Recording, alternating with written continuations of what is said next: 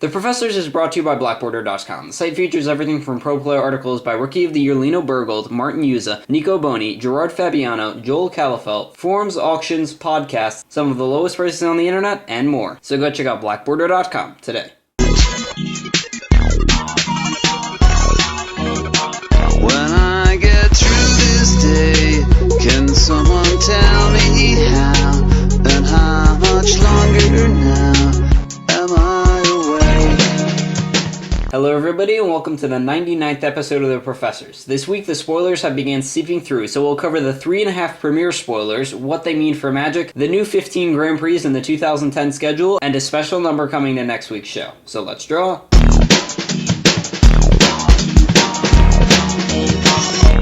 Noah Winston, creator of the Super Sunday Show, stated that there were 3 ways to continue development in a game. You could make the cards the same power level, make them worse, or make them better. If you make them worse, those who play the older formats will feel no need to get cards from sets, and casual players will find it unappealing. If you keep it the same, you'll have a steady audience, but never gain the financial support of speculators or older players. Then again, if you make the cards in the game too good too fast, without changing the rules of your game, it gets stale. Like that game I'd rather not mention. Though, there is a road less taken. That is, you innovate, constantly. Magic has done this for 17 years, and thus has had a fair, consistent game with even tempo.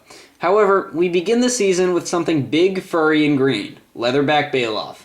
This may be the beater Eldrazi Green was looking for, yet it's not ranked with Willy Thokdar, but like Willy Thokdar, I've got a beef with this card. Now, I realize with the reprinting of Lightning Bolts, creatures have needed higher toughness thresholds, and in other colors have likewise needed a way to win faster. But when you create creatures that end the game in such a quick fashion, aggressive strategy moves above the plane of control. Willy Thokdar, Rox Warmonk, and Leatherback Bailoff all have the problem of not being too good, but being good enough too fast. If you're playing an Eldrazi Green mirror match and both of you keep a hand of 3 forests, 2 Llanowar elves, 1 Elvish Visionary, and 1 Elvish Archdruid, with one player drawing into Forest, Leatherback Bailoff, Forest, while the other draws into Forest, Elvish Archdruid, Forest, the first player has already built up enough leverage on their second turn to make chump blocking necessary by turn 5.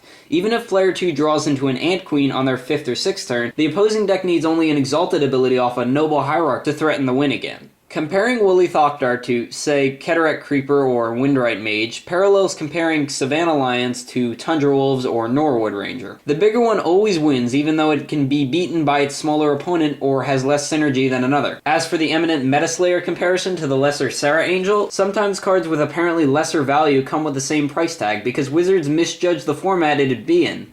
Perhaps that explains Jiraga Bard. On the Bankslayer note, because all roads lead to the black hole of money. It's not a problem because it obsoletes Serra Angel or only costs 5 mana, but because it works so quickly.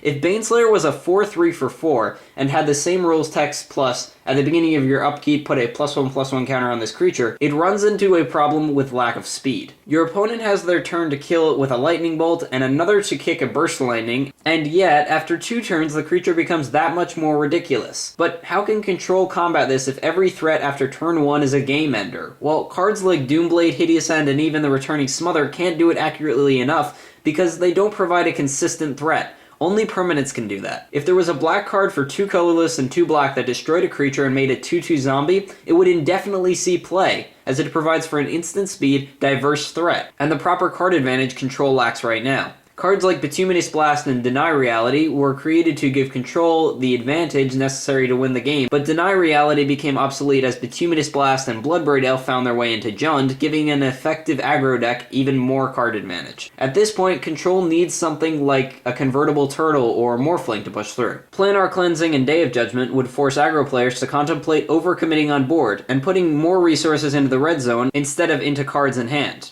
Of course, this next card is no Mishra's Workshop, as a land-producing colorless mana could only work in a colorless artifacts block. It's not even a treetop village in the sense of how early you can get it active, or the density of color mana you need to make it effective. The village can only be played effectively in a format where your pain lands and shock lands come into play untapped, and you've got the appropriate colors to spend on activation. Celestial Colonnade can't be triggered till roughly turn 6, yet it obsoletes Coastal Tower in a fine way, but parallels Sajiri Refuge fairly. Now you can counter some spells or shut them down with Day of Judgment, then block or swing with a Serra Angel and tap for a Path to Exile. Of course, I'm not sure if we can get there with no reasonable counter in the format. Double Negative is notable, but only versus Cascade. Flash Freeze is decent versus Jund and great for decks with red or green, but bad otherwise.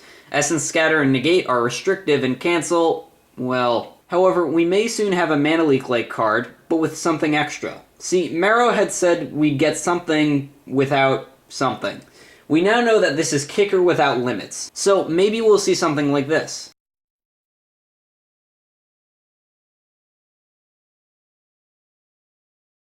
Or maybe we'll go to a mill strategy, merely complemented by control. This card's last ability reads, exile target player's library from the game. That player shuffles his or her hand into his or her library. This can't even be compared to an ultimate like Liliana Vess's, but rather Nico Bolas. In the deck you're playing it, you will win more than 95% of the games you fire this ability off in. Then again, how much will this ability cost? Well, thanks to Wizards' new initiative to reveal Planeswalkers via GeoQuest, we know a few other details. First, its first ability reads, +2, look at the top card of target player's library. You may put it on the bottom of their library. This ability stops your opponent from drawing into 50% more gas, but the question is, on turn 4, can you make this effective enough to stop them from A, killing Jace the Mind Sculptor, and B, killing you? The second ability, which is either a -? or 0 ability, reads, draw 3 cards, then put 2 cards from your hand onto the top of your library in any order. This, again, allows for more tuning and library manipulation, allowing you to access the types of cards you need. But can you access them quick enough? Can you get the card advantage necessary to power out enough threats or delete their library fast enough to win? And can the other player ever keep the steering wheel once you've decided you're in control of the game? The third ability reads, return target creature to its owner's hand. This is the tempo and card advantage control the first 2 abilities require, but again, just a tool to slow down the game without giving you the control to win. This Jace creates an unfun game state that I hate, but the ability's costs will be imperative to telling us how much money the card is worth when you open it. I guess we'll see next week. But speaking of next week, Am I awake? we're just a week away from triple digits, which I happen to realize last week falls on Christmas. So, do you guys have any ideas? I've got a few cool ideas for the new intro, hopefully longer shows, HD dimensions and quality, and a more entertaining style of show. But what kind of contest shall we run? I'm determined to give away the biggest prizes we've ever given for the season of giving. Send your ideas to me and you could win a prize. Have to be the time it was again. Despite Wizards taking away a Pro Tour in 2008 and us having one less Grand Prix in 2010, Star City Games has promised over $200,000 in prizes. This includes 35K tournaments across the United States that will allow you to qualify for a 50K invitational, requiring 10 points and awarding first and second round buys if you get enough of these points. You get 1 point for playing in a 5K during the year, 20 points for winning, etc. Between the Star City 5Ks, the TCG Player 5Ks, and local state and province opens, more money than ever is being given away in Magic. Sure, it isn't coming directly from Wizards, but I believe that it's appreciated. This will likely get more people to notice Legacy, a long-forgotten format, because of the believed incredibly high price range, and, well, the majority of players not actually having heard of this format. Hopefully, we can cover all that, as it's quickly becoming one of my favorite formats. But until Christmas Day, this is Anthony Palmerio. Tapped out for now, but we'll on tap soon. And how much longer now am I awake?